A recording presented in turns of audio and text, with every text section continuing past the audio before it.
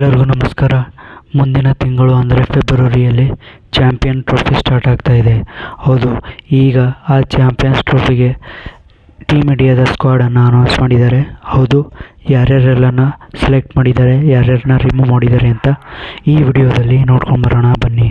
ಹೌದು, ಮೊದಲನೇದಾಗಿ ಟೀಮ್ ಇಂಡಿಯಾದ ಕ್ಯಾಪ್ಟನ್ ಆಗಿರುವಂಥ ರೋಹಿತ್ ಶರ್ಮಾನ ಸೆಲೆಕ್ಟ್ ಮಾಡಲೇಬೇಕು, ಯಾಕಂದರೆ ಅವರೇ ಟೀಮ್ ಇಂಡಿಯಾದ ಕ್ಯಾಪ್ಟನ್.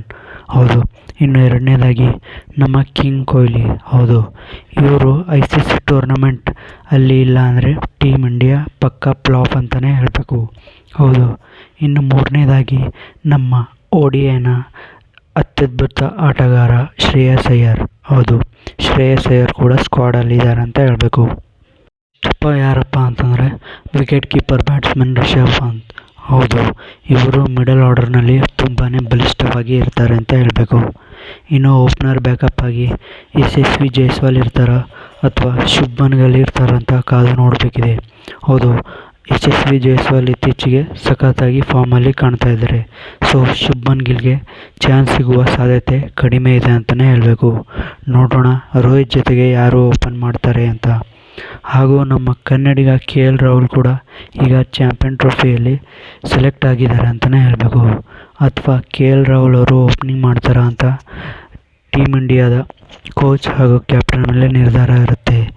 ಇನ್ನು ಆಲ್ರೌಂಡರಲ್ಲಿ ನಮ್ಮ ರವೀಂದ್ರ ಜಡೇಜಾ, ಜಡ್ಡು ಬಾಯಿ ಇದ್ದಾರೆ ಅಂತ ಹೇಳಬೇಕು. ಇನ್ನು ನಮ್ಮ ಕುಂಫು ಪಾಂಡ್ಯ, ಹಾರ್ದಿಕ್ ಪಾಂಡ್ಯ ಇದ್ದಾರೆ ಅಂತಲೇ ಹೇಳಬೇಕು. ಹೌದು, ಆಲ್ರೌಂಡಿಂಗ್ನಲ್ಲಿ ತುಂಬಾ ಬಲಿಷ್ಠವಾಗಿದೆ ನಮ್ಮ ಟೀಮ್ ಇಂಡಿಯಾ ಅಂತ ಹೇಳಬೇಕು. ಇನ್ನು ಹೊಸದಾಗಿ ಆಲ್ರೌಂಡರಾಗಿ ವಾಷಿಂಗ್ಟನ್ ಸುಂದರ್ ಅವ್ರಿಗೆ ಇದು ಒಂದು ಒಳ್ಳೆಯ ಕಮ್ಬ್ಯಾಕ್ ಅಂತಲೇ ಹೇಳಬೇಕು. ಹೌದು, ICC ಟೂರ್ನಮೆಂಟ್ಗಳಲ್ಲಿ ಅಷ್ಟೊಂದು ಕಾಣಿಸಿಕೊಂಡಿಲ್ಲ ಅಂತ ಹೇಳಬೇಕು.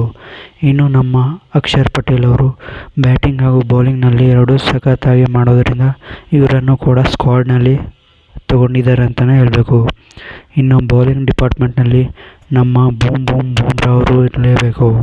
ಹೌದು, ಇವರೇ ನಮ್ಮ ಬೌಲಿಂಗ್ನ ಸ್ಟ್ರೆಂತ್ ಅಂತಲೇ ಹೇಳಬೇಕು.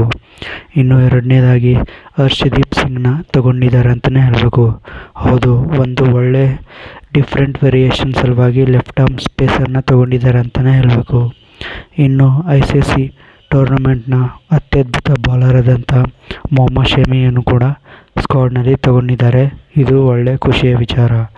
ಸೊ ಹೇಗಿದೆ ಈ ಚಾಂಪಿಯನ್ ಟ್ರೋಫಿ ಸ್ಕ್ವಾಡ್ ಅಂತ ಕಾಮೆಂಟ್ ಸೆಕ್ಷನ್ನಲ್ಲಿ ಕಾಮೆಂಟ್ ಮಾಡಿ.